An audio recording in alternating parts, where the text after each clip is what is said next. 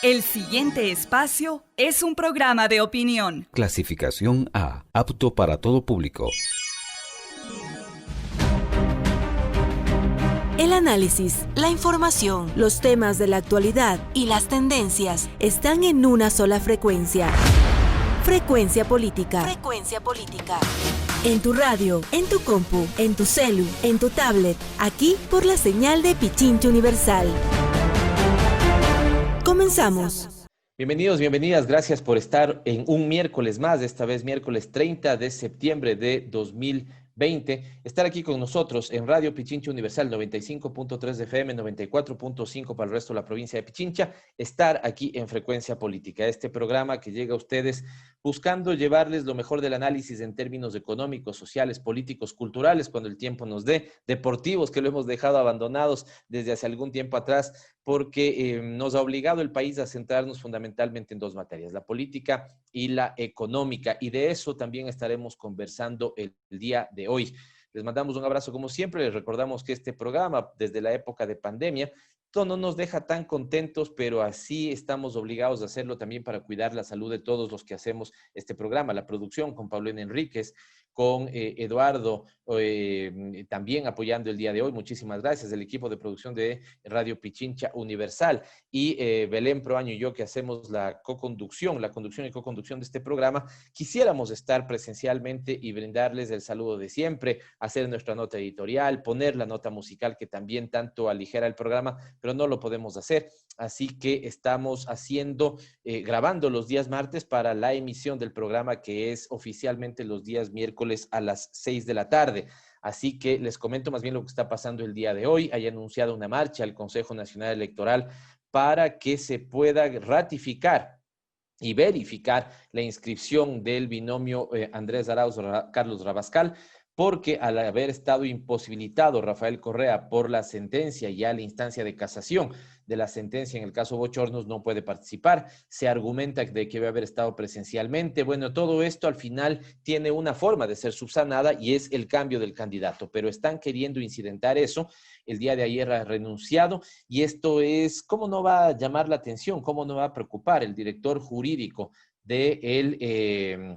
el director jurídico del Consejo Nacional Electoral cuando tiene que emitir informes tan importantes, o cuando estamos en una etapa donde ya se comienza a hacer la inscripción oficial de los binomios? Nada más y nada menos que para las elecciones presidenciales del 2021 renuncia el asesor jurídico, el responsable jurídico del Consejo Nacional Electoral, y esto pone más incertidumbre, más leña en el fuego, si ustedes quieren, y evidentemente hay gran preocupación de parte de los ecuatorianos y las ecuatorianas que en este mismo momento se encuentran en las afueras del Consejo Nacional Electoral haciendo un plantón pacífico y democrático, pero pidiendo que se respete la democracia, las elecciones del calendario y la participación de los binomios que legítima y legalmente pueden terciar en las elecciones de febrero del 2021. Que le volvemos a hacer un llamado a la ciudadanía, por favor, a estar atentos de que efectivamente todo esté garantizado para ese febrero. Las condiciones sanitarias, las condiciones financieras, porque el Estado debe entregar los recursos para que pueda desarrollarse con normalidad esas elecciones, pero ya vemos que hay gran incertidumbre sobre estos elementos. No tengo mucho tiempo para esta nota introductoria, con lo cual les digo que vamos a estar conversando con Silvana Pastor. Ella es especialista en materia petrolera, y le hemos invitado para que nos aclare qué está detrás del decreto 1158, este decreto que habla de la liberalización, de la comercialización e importación de derivados del petróleo, que como consecuencia también tendría la liberalización de los precios de estos derivados de petróleo.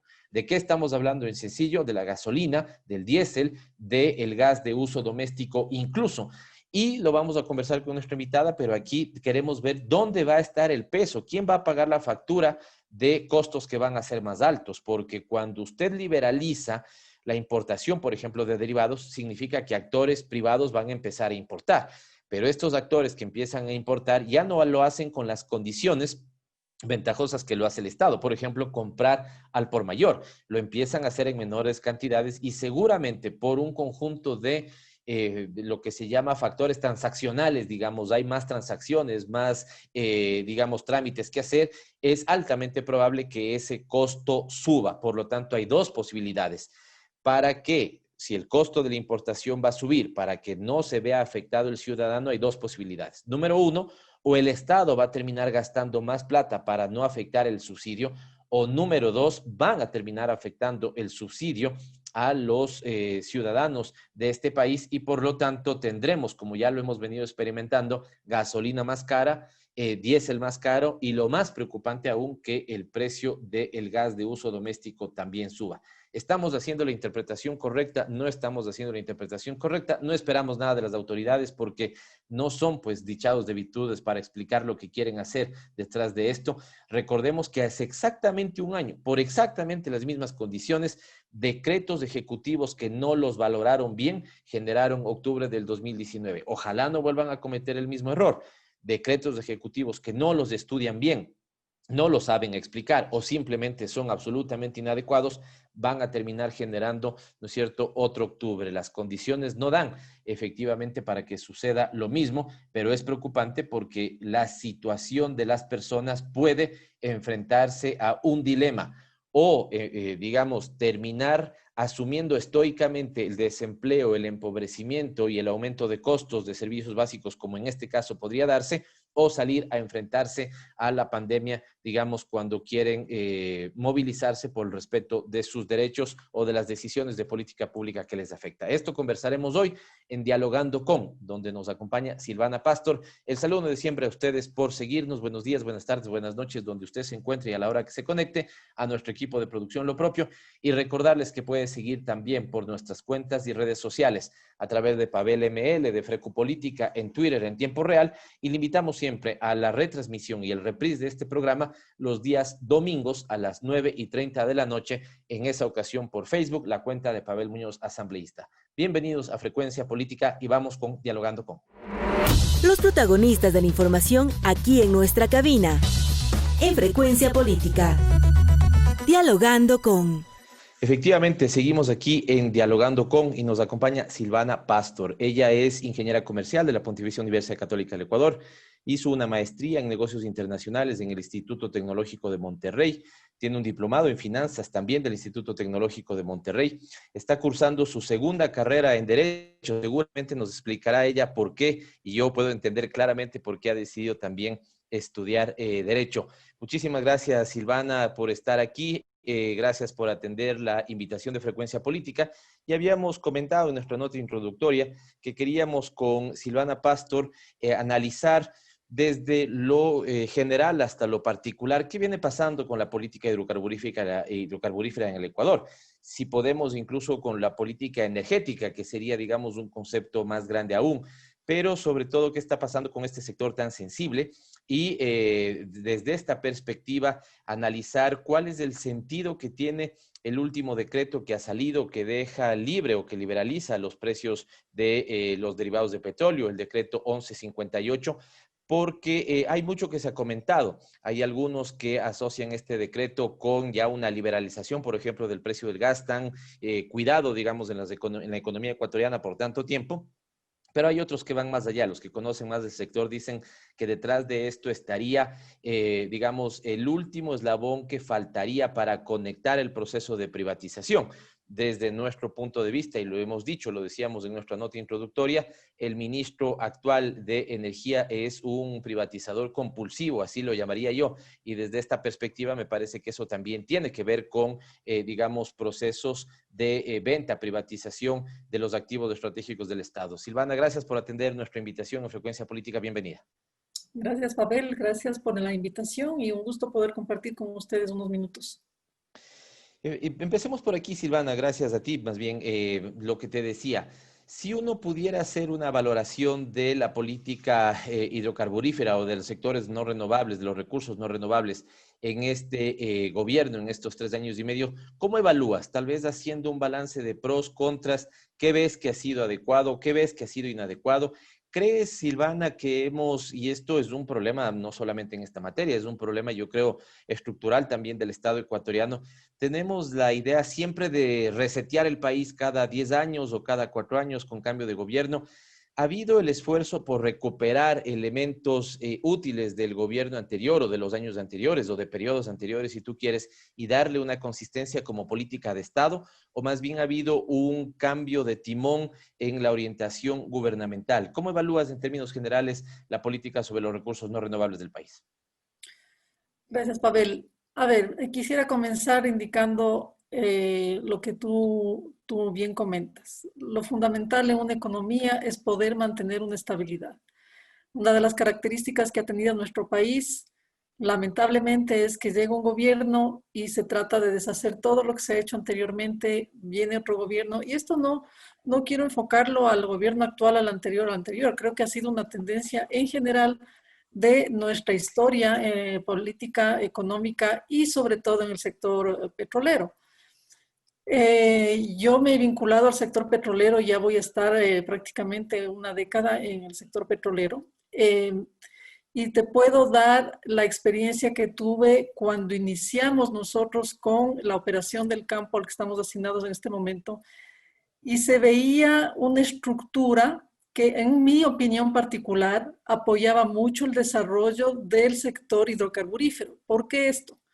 Porque teníamos una estructura en la cual había, ¿no es cierto?, la cartera manejada por el Ministerio de Recursos Naturales No Renovables, pero esta cartera se dividía en distintos responsables de lo que sería minería, de lo que sería hidrocarburos, de lo que sería energía eléctrica, y teníamos equipos concentrados únicamente al tema petrolero.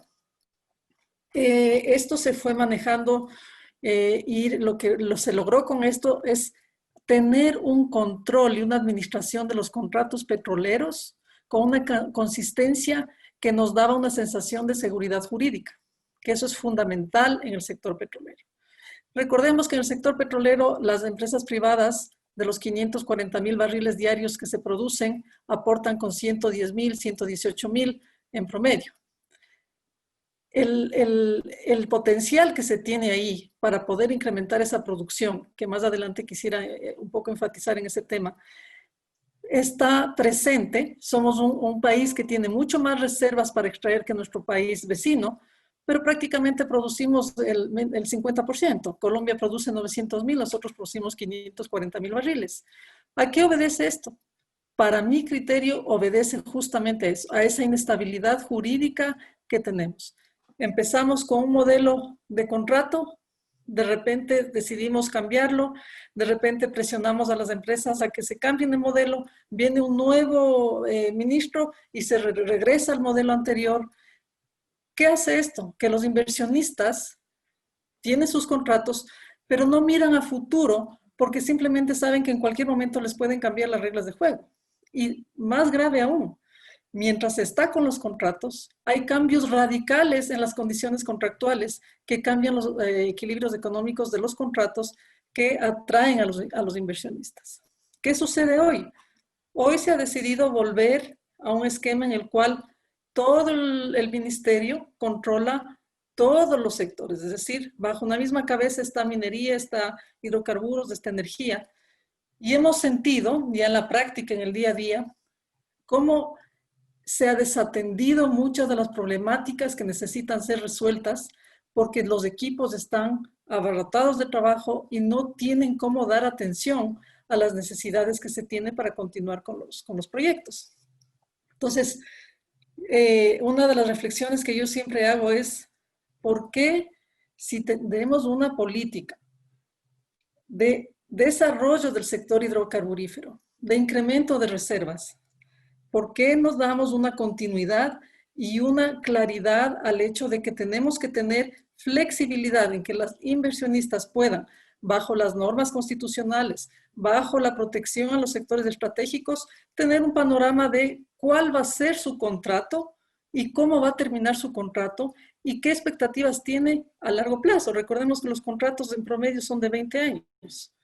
Entonces, si en un periodo de 20 años tenemos primero 4 o 5 años de un tipo de contrato, después venimos a cambiar de contrato, otros años. Todo eso hace que en el camino hay una serie de pérdidas tanto para el Estado como para la compañía privada, porque se tienen que renegociar ciertas cláusulas, porque se tienen que ceder ciertos espacios. Entonces, ¿qué sucede? que en lugar de estar focalizados en la operación, en el incremento de la producción, estamos focalizados en las normativas que se van cambiando y cómo se van manejando las distintas percepciones en función de las políticas que vienen de cada ministro. Silvana, has dicho un tema que estaba también en mis notas para poder ser preguntado y que me parece de grandísima importancia, y es el tema institucional. Tal vez, y lo digo con conocimiento de causa, uno de los grandes aciertos que se tuvo en los 10 años anteriores es de entender que si yo defino que mi esquema de desarrollo va en esta dirección, debo construir una institucionalidad que haga posible ese esquema de desarrollo. Y alrededor de esto se dieron un montón de cambios institucionales. Voy a ponerte dos ejemplos. El tema de los ministerios coordinadores, por señalar uno, que fue ampliamente demandado por otros países de la región para que les contemos cómo era esa experiencia, que al final del día tenía un atributo muy importante. Es decir, tú podías decir, a ver, en materia social, yo estoy coordinando salud, educación, inclusión social, incluso el tema de trabajo, lo llevo al territorio de determinada forma. En temas de sectores estratégicos, tengo un paquete de inversiones que quiero conectar, digamos, carreteras con conectividad, esto con política petrolera, traer inversiones en el caso minero, es decir, tenías evidentemente un ministerio, pero que trabajaban bajo un atributo, la coordinación de las carteras de Estado, que hoy la sentimos inexistente. Y lo segundo es la definición de la rectoría, es decir, que un ministerio asuma la cabeza de un determinado sector y se dedique 100% a esto. Dos ejemplos que te daría que son importantes en esa materia. No sé si tú recuerdes, son tantas o era tan larga la sigla que ya ni siquiera recuerdo el ministerio anterior. MISIP se llamaba en su momento, después tuvo varios nombres, pero era Ministerio de Industrias, Comercio, Integración, Pesca, Inversiones, es decir, un montón de cosas ahí. Y el otro que conocía también en su momento es el que se llamaba o el que tenía, como ahora lo ha hecho, ¿no es cierto?, juntadas tres materias, la de minería, la de hidrocarburos, petróleo, ¿no es cierto?, y la energética. Y cada uno de estos, Silvana, es un mundo en sí mismo.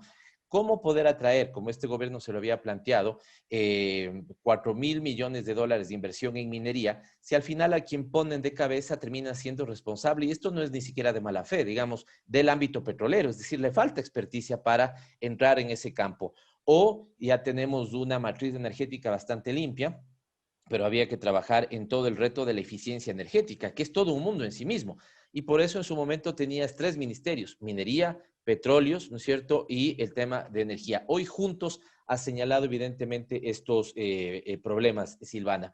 ¿Esto lo está sintiendo también el sector privado? El sector privado de alguna u otra manera puede sentir, evidentemente se cuidarán, no será un vox populi, pero se siente, si tú quieres, menos coordinación, algo ya nos decías evidentemente sobre el tema de rectoría, es decir, y te asocio a esto otro elemento, porque recuperar el tema de los contratos más adelante.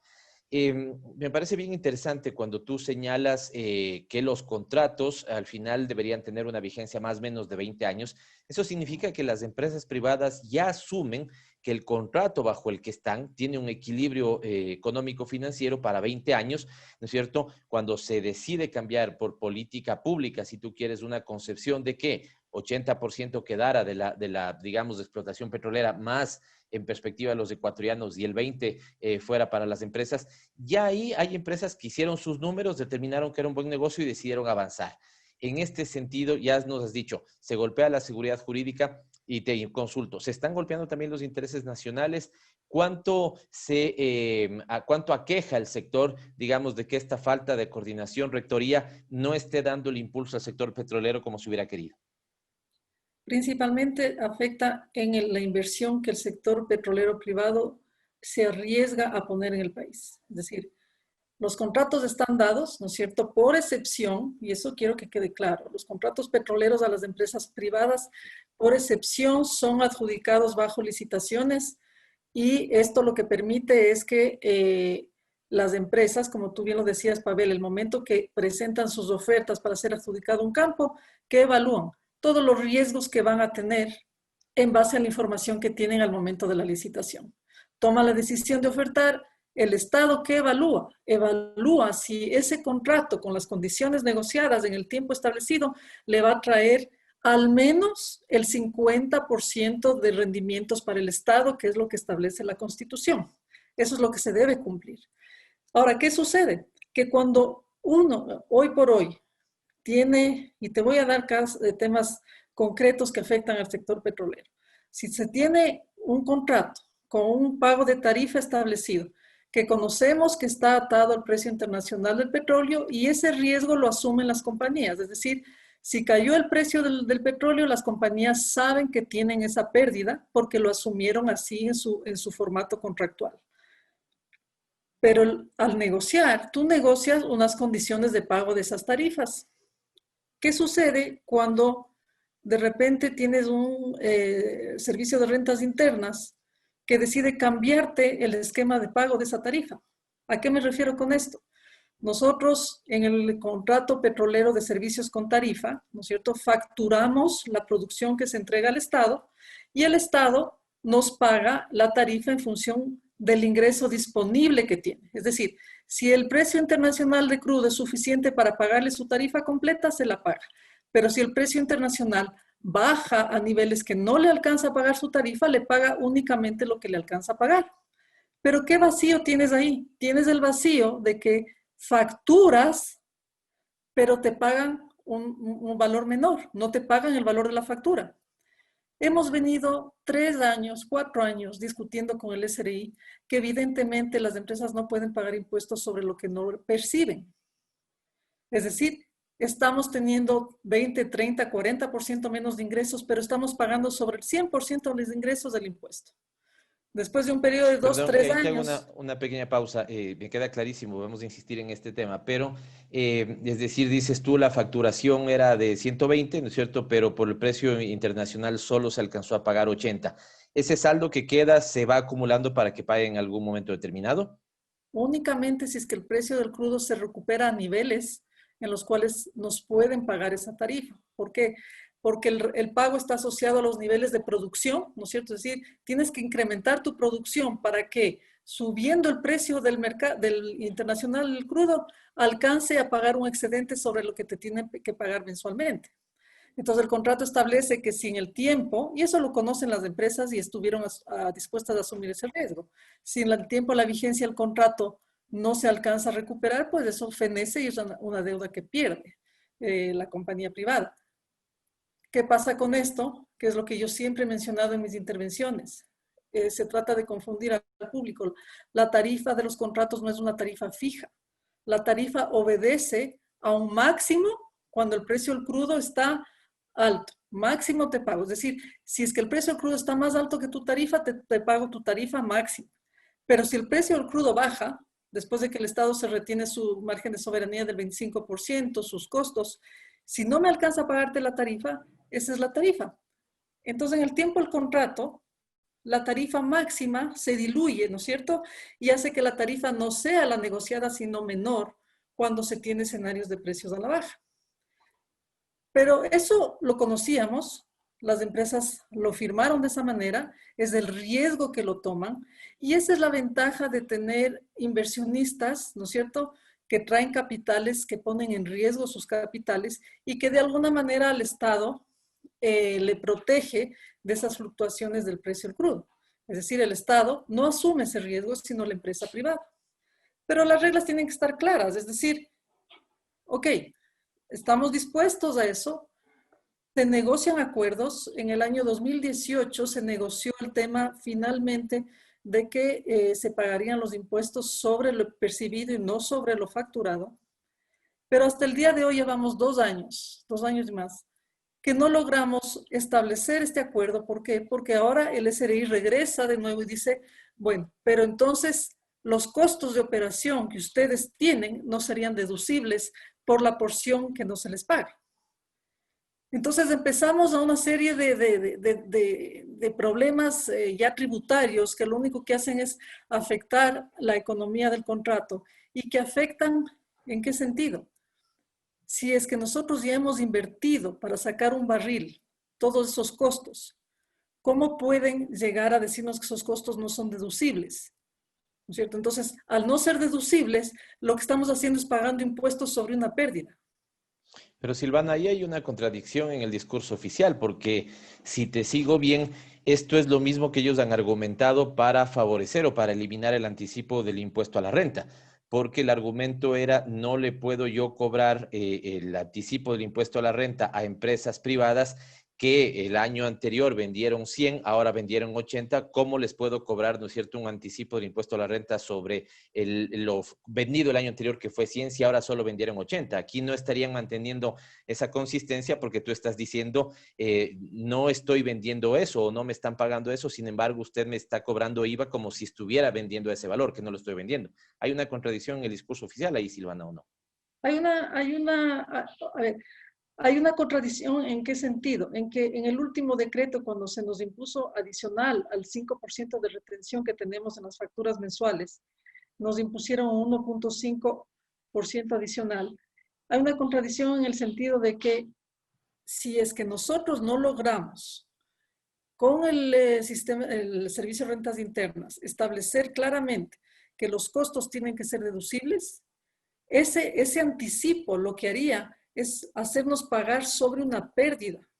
¿Por qué? Porque no se reflejaría la realidad. Es decir, mientras no solucionamos este tema, la facturación se va a mantener como que hubiésemos percibido esos ingresos.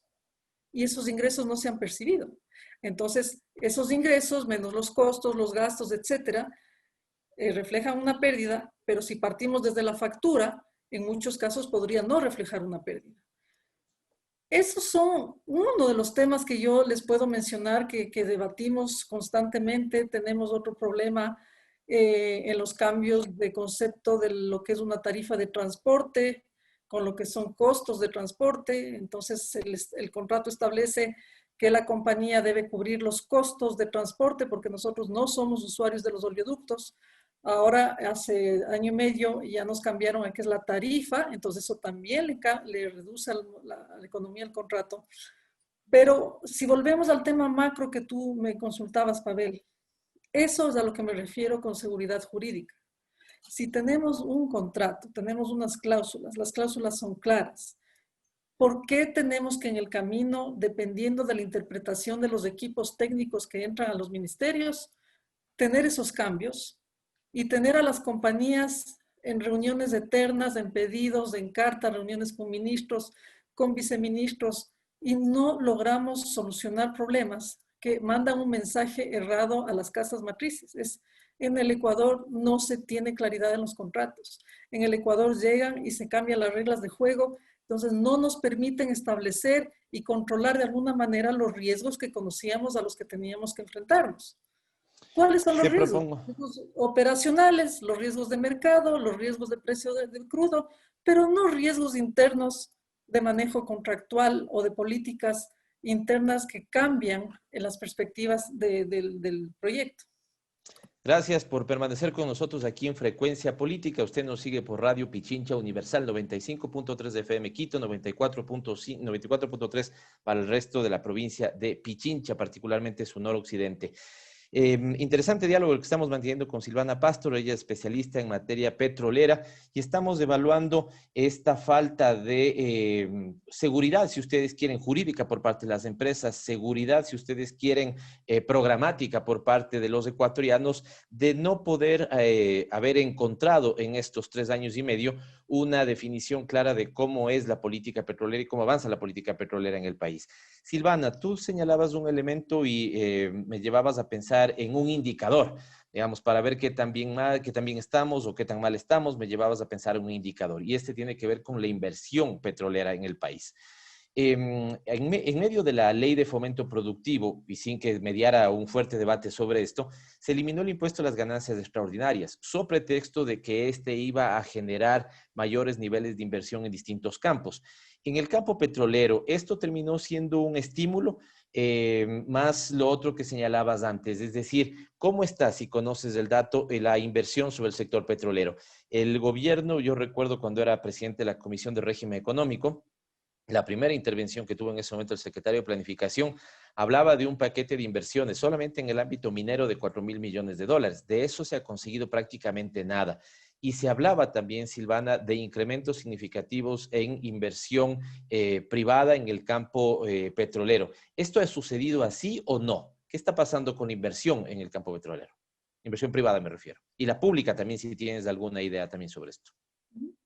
A ver, definitivamente la inversión petrolera se ha visto muy afectada y no quiero tampoco indicar que únicamente sea por las políticas de gobierno. También se han visto afectadas por el tema del precio del crudo, evidentemente, porque este modelo contractual en el que estamos no incentiva la inversión cuando los precios del crudo caen.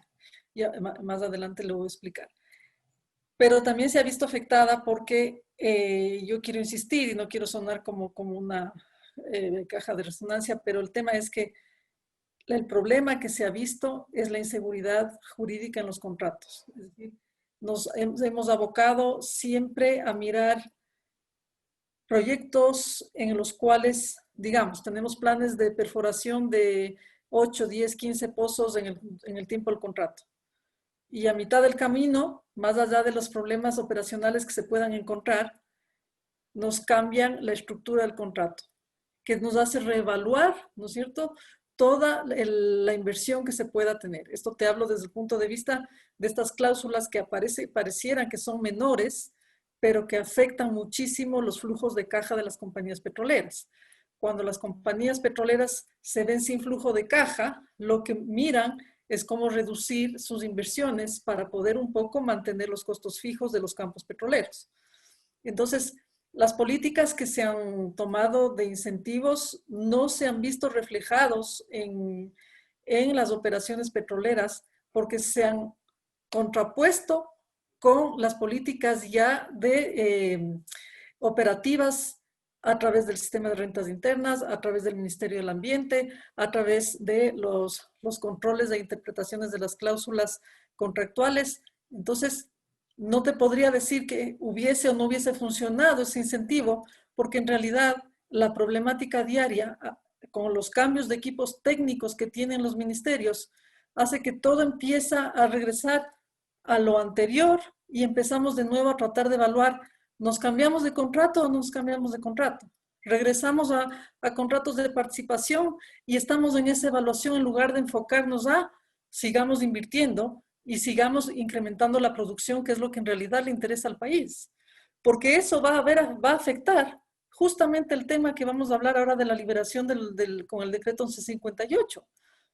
El tema es incrementar la producción. Esa es la solución del sector hidrocarburífero, es incrementar la producción, lo cual, más allá del precio internacional, es lo que le va a generar ingresos al país para poder mitigar tantos problemas de orden fiscal, de orden social que estamos enfrentando. Pero si seguimos denostando al sector hidrocarburífero, lo único que logramos, ¿por qué? ¿Por qué te digo denostar? Porque le han vuelto al sector hidrocarburífero a un tema político y no a un tema técnico. Y en el momento en que llevamos al sector petrolero a un tema político y las medidas se toman en función de lo que conviene políticamente o no, ya no le estamos dando el impulso a incrementar la producción, que es lo que necesita el país y que tiene potencial. El país Cuando estás pensando en incrementar desde el sector privado, ¿cuál es el enfoque? ¿Más campos o optimización de campos? ¿Una combinación de ambas? Yo te diría que es una combinación, pero a veces no se mira que los campos que se tiene hoy por hoy tienen mucho potencial con las nuevas tecnologías, con los nuevos modelos de inversión. Los campos marginales que en algún momento se los tenía abandonados por Petroecuador han demostrado hoy por hoy que con la correcta inversión pueden llegar a generar producciones muy importantes para el país.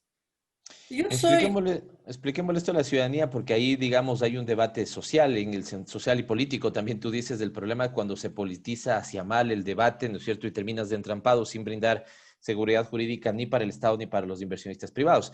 Pero interesante cuando topas el tema de los campos marginales, porque recordemos la ciudadanía, tú eres la experta y si cometo un error te pido por favor me lo puedas corregir. Teníamos en un momento como Estado ya iniciada algún proceso de exploración y explotación en determinados campos que bajaron el rendimiento de su producción.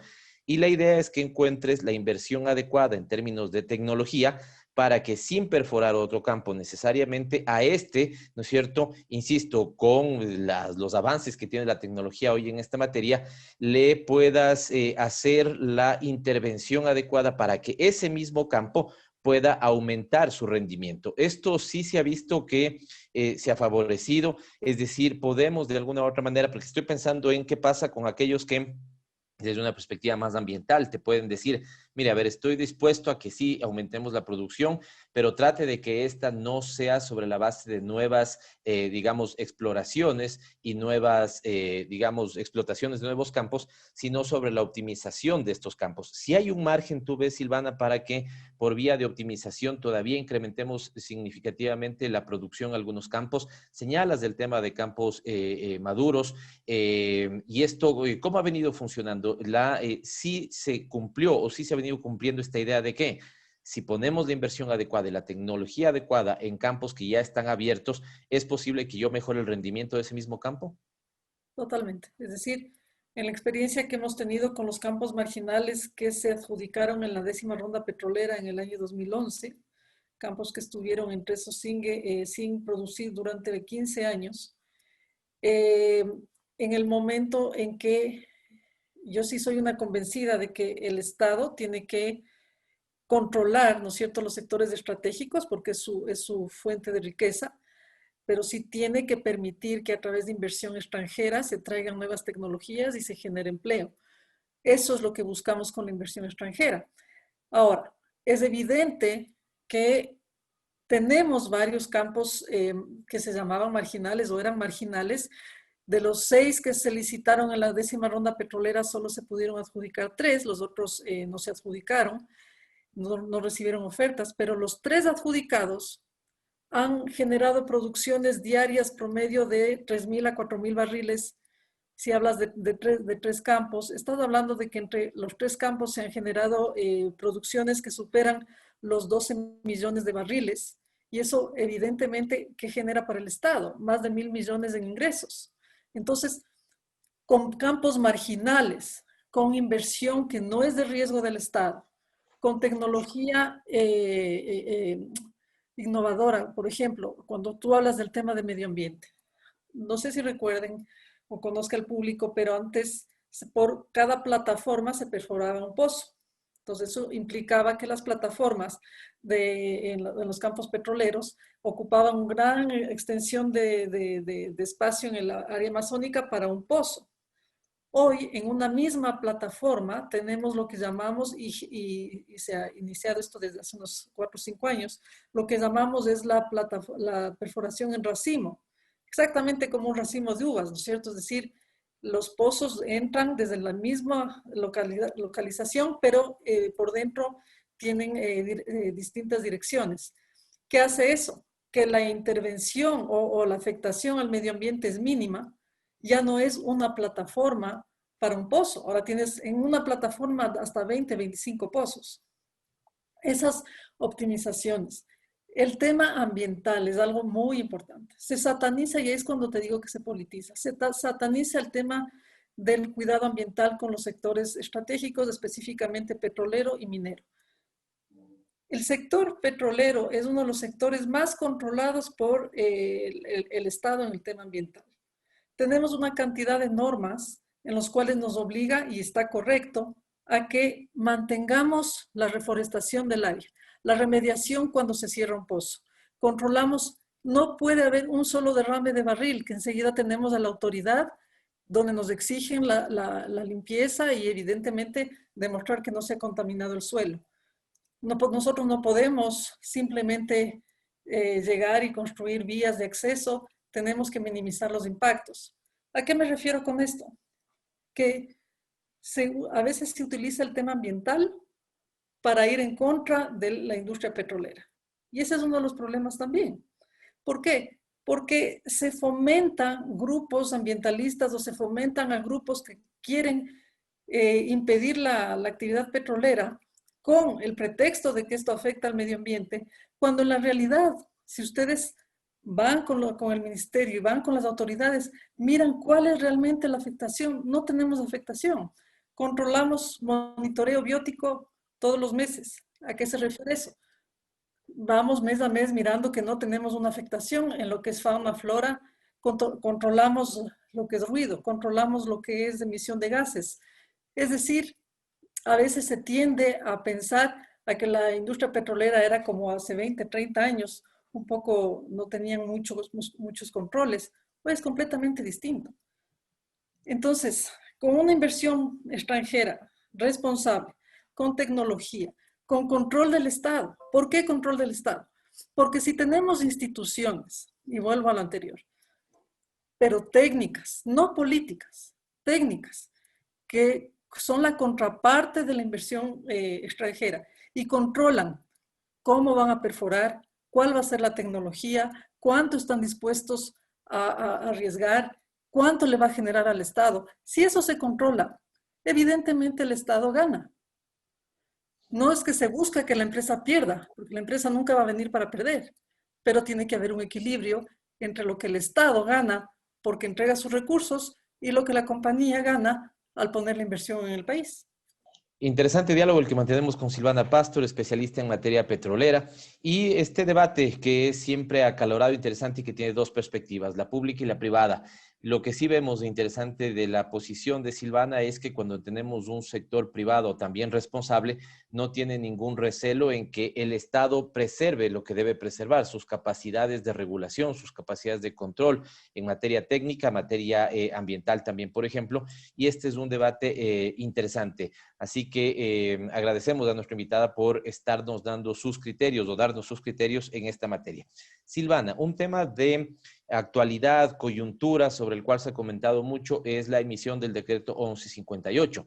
Tiene como objetivo fundamental liberalizar los precios para comercio e importación de derivados de petróleo. Pero hay como dos o tres interpretaciones detrás de esto. Queremos saber cómo tú lo lees, qué mirada tiene el sector privado sobre esto. El uno es el que habla de consolidar la política de eliminación de subsidios sobre derivados de petróleo. Ya se han dado pasos en este sentido, gasolina extra, gasolina super, se habla de que la eco dejaría de producirse, esto no está claro en la información oficial, y el golpe más duro sería para el sector, digamos, social, llamemos así, popular de este país, la eliminación del subsidio a el gas de uso doméstico. ¿Esto es así o no es así? O la otra interpretación que más se ha conversado también, Silvana, o que se ha conversado ampliamente, es que detrás de la liberalización para comercialización e importación de derivados de petróleo está el deseo de privatizar algunos sectores o algunas áreas en materia petrolera. Se habla, por ejemplo, de la privatización de Refinería de Esmeraldas, y se especula de que alrededor del tema de privatizaciones o para posibilitar la política de privatizaciones sería previamente necesario la eliminación de, digamos, los márgenes o controles, como quiera entenderse, en el campo de comercio e importación de derivados. ¿Cuál es la lectura que hacen ustedes de ese decreto? A ver, primero, si leemos el decreto tal cual está, evidentemente lo que indica es que hay una liberación de importaciones y hay una liberación no solamente de las importaciones a nivel de combustibles, sino de todo lo que serían los derivados petróleos, ¿no es cierto? Entre esos está el gas. Tal cual está, la primera interpretación que se le dio es evidentemente lo que esto busca es que los precios se establezcan al libre mercado y que evidentemente esto podría eliminar el subsidio, sobre todo si nos vamos al tema del gas. Posteriormente, el ministro de Energía indicó que el precio del gas se mantendría en unos 60, es decir, no habría variación y que no tiene ninguna afectación el tema ya del decreto. Ahora, sobre ese tema, yo creo que nos falta conocer mucho el cómo, porque está el qué es lo que se va a hacer, pero no está el cómo. Y no quiero ser muy técnica en el tema, pero ¿qué sucede si nosotros decimos, ok, cualquier persona natural o cualquier empresa podría importar, vamos al tema del gas? El proceso de importación, ¿no es cierto?, tiene varias aristas. No es solamente el coger e importar. Cuando el Estado importa, tiene lo que se llama economías de escala. Es decir, importará nosotros importamos más o menos el 80% del consumo total del gas. Es decir, 20% se genera en el Ecuador y 80% se importa. Estamos hablando de miles de toneladas métricas. Cuando el Estado importa, tiene acuerdos con el esquema de todo el proceso logístico de negociación de precios más las navieras para traer el gas al Ecuador. Lo cual en principio debería abaratar un poco de costos. Exactamente. Ahora, si empresas privadas, pequeñas, medianas, grandes, naturales, empiezan a importar, ¿cómo van a tener esas economías de escala? ¿Cómo van a hacer un pool, ¿no es cierto?, para que las navieras vengan con el gas? ¿Cómo van a negociar el tema del costo financiero? Porque al Estado no tiene que abrir cartas de crédito para importar. El Estado negocia pagos a 90, 60 días, 120 días. No tiene ese costo financiero. La empresa privada tiene que abrir cartas de crédito. Una carta de crédito tiene sus comisiones y tiene sus costos. ¿A qué me voy? Ok, vamos al hecho de que van a importar. El importador lo hace como un negocio. Al importar, lo va a traer al precio internacional. Si es que se mantiene el precio local subsidiado, esa brecha entre el precio local y el precio al que va a traer o al que quisiera vender el importador, ¿quién va a asumir eso? El Estado. El Estado le va a tener que pagar esa diferencia, entiendo yo, al importador privado. Es decir, ¿dónde se está ahorrando el Estado en ese sentido? A mí me parece, en mi opinión, que al no tener esas economías de escala, la importación va a ser más cara y para poder mantener el precio subsidiado, el Estado va a tener que pagar más alto por esa importación. Esa es la primera reflexión que yo hago y digo, necesitamos entender cómo es que se va a manejar eso. Permíteme una pausa ahí, permíteme una pausa porque para los intereses de nuestros oyentes seguramente esto que acabas de decir es fundamental. Es decir, y primero déjame decirle también a nuestra audiencia que ya tuvieron una experiencia justamente hace un año antes y cuando no hacen las cosas adecuadamente se les generó octubre de 2019, salvo que estén apostando a octubre del 2020, lo que tú dices es claro, Silvana. Una cosa es, esto es como vender al por mayor y a menor, digamos. Cuando usted compra al por mayor, logra que le abaraten el costo y ese costo más barato seguramente se puede traducir en que el Estado gasta menos en el subsidio o que el ciudadano, ¿no es cierto?, recibe un precio de menor valor. Si lo que permite es la importación de varios actores, digamos, ya no compra al por mayor, compra al por menor, y por lo tanto, por lo que ha dicho Silvana, costos logísticos, de cartas comerciales, lo que fuera, tenemos un incremento de precio. Es poco, digamos, esto no sucede, que ese incremento de precio lo vaya a asumir el inversionista, con lo cual lo que va a pasar es que el Estado, para mantener el subsidio de 1,60, va a incrementar su erogación para que se mantenga ese subsidio, o la otra es que le trasladen efectivamente la factura al ciudadano y la bombona de gas ya no cueste 1,60, sino efectivamente suba. Es decir, no hay a dónde irnos de ahí, Silvana, perdón. Vamos a tener de alguna u otra manera, en términos de Estado o de ciudadanía, alguien va a tener que pagar una factura que va a ser más alta. Eso es lo que necesitamos porque, vuelvo y repito, una cosa es leer el decreto tal cual, otra cosa es el cómo se va a hacer, cómo se va a lograr mantener el mismo costo que tenía el Estado para poder mantener ese subsidio que tenemos. El otro tema muy importante es el tema de la utilización de las facilidades del Estado, ¿no es cierto? Es decir, ok, se está abriendo la posibilidad de que hayan importadores, pero estos importadores no tienen la capacidad de tener esa infraestructura que se requiere para el almacenamiento y comercialización de los derivados, ¿no es cierto? Entonces se les dice, ok, ustedes van a utilizar las facilidades del Estado y se va a establecer una tarifa, ¿no? Una tarifa para que ustedes puedan utilizar.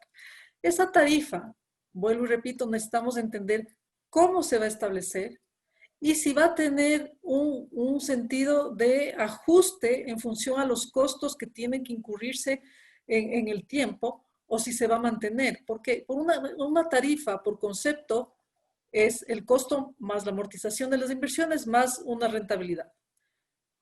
El Estado va a tener entonces que cobrarle esta tarifa. Se supone que el importador va a pagar una rentabilidad, digamos, en un margen por utilizar esas facilidades. Pero conforme va incrementando el consumo, conforme va incrementando la demanda, esa tarifa se va a ajustar, no se va a ajustar. ¿Cómo va a manejarse el tema en caso de eventos inesperados, digamos? ¿No es cierto? Tú ves, hace un tiempo tuvimos la rotura de oleoductos. ¿Cómo se va a manejar? ¿Quién va a asumir esos costos? Es bastante, digo yo, incierto todavía entender cuál va a ser el efecto de utilizar esas facilidades y cómo se va a establecer cuánto importa el Estado y cuánto. ¿Habrá un límite para los importadores privados? ¿No habrá un límite? ¿Cuál va a ser el equilibrio?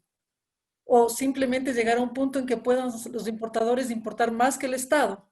Y en ese momento, inclusive ahí, el subsidio va a ser mucho mayor, ¿no es cierto? Porque más volumen va a importarse a valores más altos de lo que el Estado podría importar.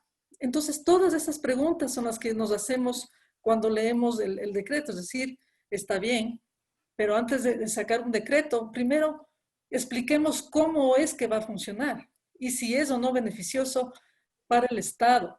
¿Por qué? Porque aquí estamos hablando de un servicio público. Los combustibles son un servicio para la ciudadanía.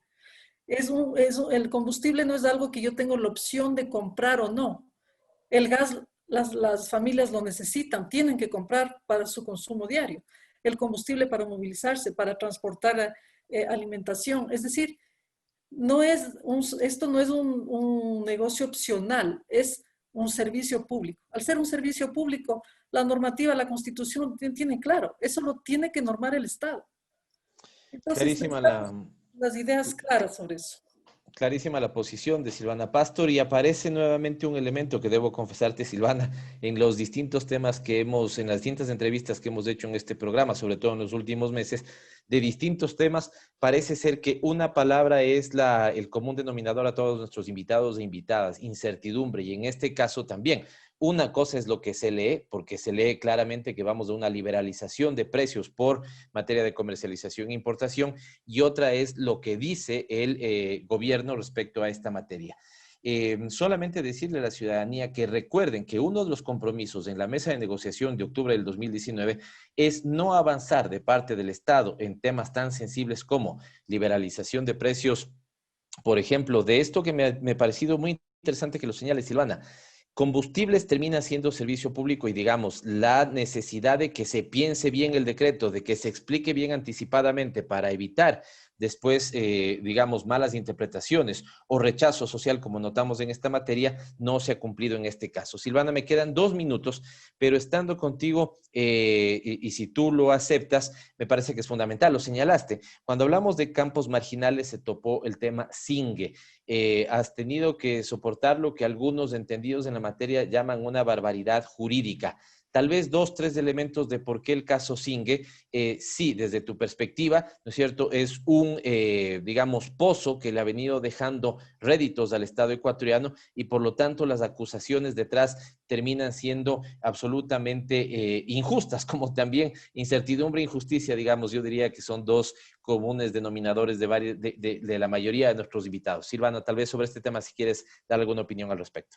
Así es, Pavel. Yo lo he venido diciendo ya, esto ya es una pesadilla, digamos, llevamos 3 años y medio defendiéndonos de un tema totalmente antitécnico que se origina por un informe de Contraloría, donde los auditores es gente que ni siquiera tenía título universitario cuando emiten este informe, y donde en lugar de demostrar el beneficio económico que ha tenido el contrato, estamos hablando hoy a la fecha más de 540 millones para el Estado, un campo que estuvo abandonado 15 años.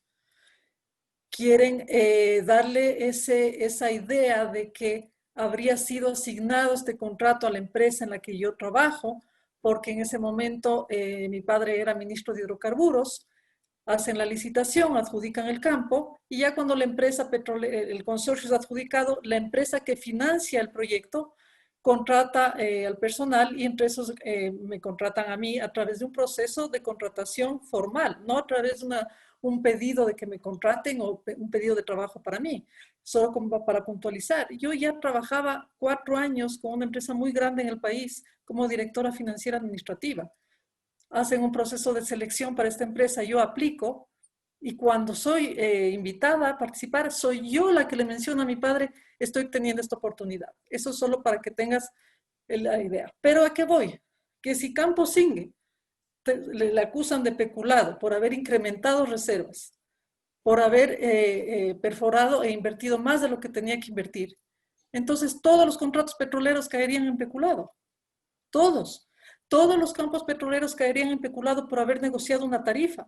Recuerda que los contratos pasaron de participación a servicios con tarifa y se negociaron las tarifas, porque la tarifa es un análisis técnico financiero de cuánto podría el inversionista recibir por extraer el crudo en base a la información técnica que se tiene del campo. Entonces, ¿qué pasa? Que le sacan al campo Singue de toda la normalidad de lo que es el sector petrolero en contratación, por esa idea de que Wilson Pastor y Silvana Pastor habría habido algún tema ahí de beneficio. Llegaron inclusive a decir en la preparatoria de juicio que el peculado sería el sueldo que me pagan a mí, la diferencia salarial de lo que me pagan en la empresa anterior a la actual. De eso estoy acusada, de haber sido contratada temprano y de la diferencia salarial entre una empresa y la otra por los años de trabajo, cuando a mí me paga una empresa privada. Entonces, ¡qué barbaridad!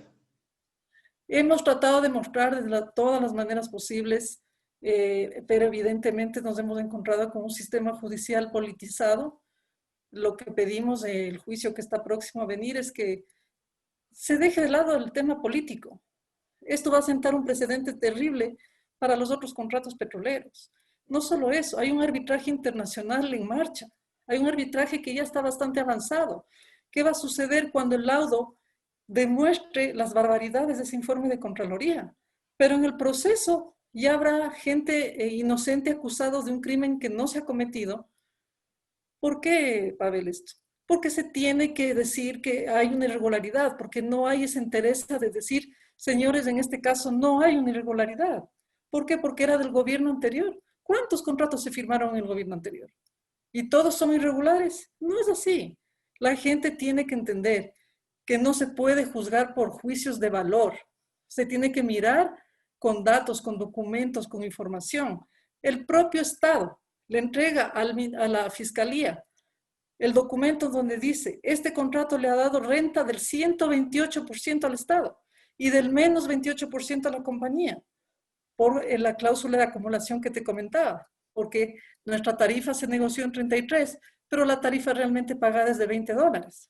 Entonces, esa diferencia está acumulada, la compañía ha puesto toda la inversión, todos los costos, todos los gastos, todavía no reditúa sobre el contrato y no se puede evaluar un contrato que es firmado a 20 años en los primeros 5 años. Un contrato a riesgo. Increíble, increíble. Silvana, nuestro saludo, nuestra solidaridad para ti, para tu padre. Has de llegar un saludo de mi parte también. Y nuevamente, incertidumbre, persecución también es lo que vemos en este caso. Créeme que si estuvieran otros actores involucrados en ese contrato, tal vez no le hubieran puesto el enfoque que le han puesto, y esto es parte de esta politización de la justicia que lamentablemente tanto daño le ha hecho. Ya vemos que no solamente a los actores políticos, a la sociedad, a los actores privados también, y aunque usted no lo crea, también al futuro de las inversiones del sector privado en el país. ¿Cómo invertir? Cuando hablan tanto de la seguridad jurídica para empresas privadas, por ejemplo, ¿cómo tener seguridad de que mañana en cualquiera de estas sea la materia, aviación, minería, hidrocarburos, energía, termine un informe de Contraloría de gente que no conoce esas materias, aviación, telecomunicaciones, minería, petróleos, haciendo informes, ¿no es cierto?, que señalan a unos y a otros? Es tan fácil hacerlo y después tan, digamos, difícil, porque todo esto hay una suerte de asociación con los propios, con determinados medios de comunicación. Asesinato reputacional, ¿no es cierto?, en los titulares y no en los tribunales. Y es por eso que la ciudadanía en niveles del 85-90% dice no creer en la justicia, o señala una cosa que es para dejarnos, para que nos deje pensando, a pesar de que suena como un juego de palabras. La gente cree que la justicia no es justa en este país. A ese punto hemos llegado. Te agradecemos muchísimo, Silvana. Se me fue el tiempo. A ustedes les doy un abrazo. Nos vemos la próxima semana, y a nuestra invitada le agradecemos mucho por haber estado aquí. Silvana, muchas gracias. Gracias, Pavel. Un buen día para todos. Buen día, y les dejamos con María Belén Proaño con el Minuto ODS. Insistirles que nos vemos la próxima semana, el próximo miércoles, con más información y sobre todo más análisis aquí en Frecuencia Política. Un abrazo. Es tiempo de más información. En Frecuencia Política, el Minuto ODS. Buenas tardes. Si bien los hombres han sido los más afectados en términos de muertes, la pandemia ha exacerbado los problemas económicos, los déficits en los sistemas de cuidado y ha mostrado a la pandemia que está a la sombra, la violencia de género, con impactos desproporcionados en las mujeres. Inclusive entre mujeres hay fuertes desigualdades basadas en la raza, discapacidad, nivel de ingresos y edad. Naciones Unidas, con el apoyo de ONU Mujeres y el PNUD, ha recopilado una base de datos mundial sobre las medidas destinadas a abordar las amenazas en la igualdad de género en 3 pilares: el aumento de la violencia contra las mujeres y las niñas, el aumento sin precedentes del trabajo de cuidados y no remunerado y la inseguridad económica por la pérdida a gran escala de empleos, ingresos y medios de vida. La información para América Latina y el Caribe muestra que en términos cuantitativos tenemos un número considerable de medidas, superado solo por Europa, América del Norte y Australia. Sin embargo, la respuesta ha sido desigual de entre países y hay deficiencias sobre todo en las medidas aplicadas al trabajo no remunerado. Según la base de datos, 33 de los 43 países de la región han tomado un total de 261 medidas con enfoque de género. Al igual que la tendencia mundial, la mayoría de las medidas están enfocadas en la problemática de la violencia contra las mujeres y la segunda en importancia son las medidas tomadas para atender la seguridad económica de ellas. Casi 2/3 de las medidas adoptadas en la región han sido para fortalecer los servicios hacia las mujeres sobrevivientes de violencia. Mecanismos de reporte y ayuda, respuestas judiciales y policiales ante la violencia, casas de acogida y provisión de servicios de apoyo psicológico. Solo en 8 países de la región se han tomado medidas para mejorar la recolección y uso de información sobre violencia de género en el contexto de la pandemia. En el caso de Ecuador, el informe recoge las medidas que se tomaron para prevenir la violencia de género a través de los mensajes comunicacionales emitidos por el gobierno. Sin embargo, la base de datos muestra que Ecuador no ha diseñado ninguna medida para atender el problema de trabajo no remunerado. En este sentido, el informe resalta que estas respuestas deben provenir especialmente de los sistemas de protección social. Algunos ejemplos muestran los apoyos económicos que las familias, por ejemplo en México, están recibiendo para pagar los servicios de cuidado a sus niños, o en Cuba, que se ha entregado un salario subsidiado a los trabajadores que son responsables de niños cuyas clases han sido suspendidas. Es urgente seguir pensando en un sistema de cuidados integral, que el país necesite para asegurar que las mujeres entren en igualdad de condiciones al mercado laboral y sobre todo equiparar el trabajo que las mujeres han asumido en el contexto de esta pandemia de una manera tan desigual. Soy María Belén Proaño y este fue el Minuto ODS. Gracias a todos por permitirnos llegar una vez más a sus hogares por la señal de Pichincha Universal en la 95.3 en Quito y en la 94.5 en el noroccidente de Pichincha. Recuerden nuestro reprise en Facebook el domingo a las 21:30 en la cuenta de Pavel Muñoz Asambleísta. Los esperamos. Gracias por acompañarnos. Aquí termina Frecuencia Política. Hasta la próxima semana. Este fue un programa de opinión. Clasificación A, apto para todo público.